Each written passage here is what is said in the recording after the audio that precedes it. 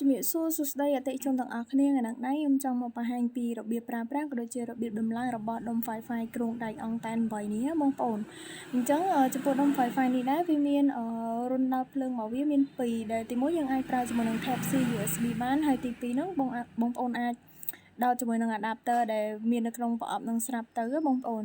អញ្ចឹងជាដំបូងបងប្អូនត្រូវដាក់ SIM ចាដាក់ SIM ទៅតាម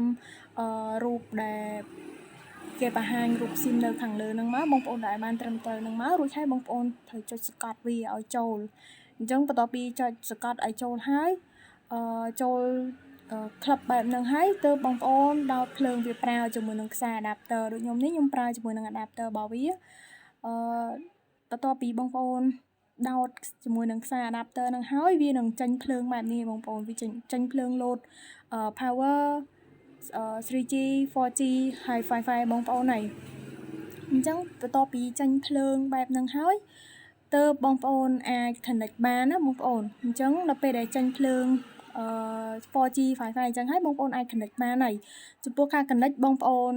ត្រូវមើល password ហើយនិងឈ្មោះរបស់វាដែលនៅខាងក្រោយដុំ Wi-Fi ហ្នឹងបងប្អូនចំពោះឈ្មោះរបស់វាហ្នឹងវាមានពាក្យ LTE នៅខាងមុខបងប្អូនអញ្ចឹងបងប្អូនចូលទូរស័ព្ទរបស់បងប្អូនហើយចូលទៅកន្លែង Wi-Fi ដែលបងប្អូន connect មករួចហើយនឹងឃើញហើយដែលមានក្បាល LTE នៅខាងមុខហ្នឹងអាហ្នឹងជាដុំរបស់វាហើយបងប្អូនអញ្ចឹងដូចខ្ញុំនេះខ្ញុំធ្លាប់ connect វាម្ដងហើយអញ្ចឹងគ្រាន់តែខ្ញុំចុចលើឈ្មោះវាហ្នឹងទៅវានឹង connect auto ហើយព្រោះខ្ញុំបានវាយ password របស់វាចូលម្ដងហើយបងប្អូនប៉ុន្តែសម្រាប់បងប្អូនដែលទិញយកទៅប្រើថ្មីនៅពេលដែលបងប្អូនចុចទៅវានឹងទាមទារ password ហើយចំពោះ password ដូចដែលបងប្អូនបានមើលនៅខាងក្រោយហ្នឹងពីលេខ1ដល់លេខ8ហ្នឹងអញ្ចឹងបងប្អូនចុចឈ្មោះរបស់វាហើយបងប្អូនចុច password របស់វានឹងចូលមកជាការស្រេចទេបងប្អូនអរគុណច្រើន